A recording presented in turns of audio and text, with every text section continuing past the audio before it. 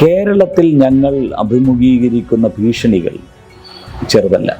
ഒന്ന്, CPM ലോകം മുഴുവൻ വലിച്ചെറിഞ്ഞ ജനാധിപത്യത്തിനോടും രാജ്യത്തിനോടും ലവലേശക്കൂറില്ലാത്ത CPM-ന്റെ അവശേഷിപ്പുള്ള ഏക സംസ്ഥാനം കേരളമാണ്. ഇന്ത്യയിൽ ഒരു പ്രസക്തിയില്ലാത്ത, ഇന്ത്യ വിഭജനത്തിന് നേതൃത്വം നൽകിയ മുസ്ലിം ലീഗ്, ആ മുസ്ലിം ലീഗ് നിലനിൽക്കുന്ന ഏക സംസ്ഥാനം കേരളമാണ്.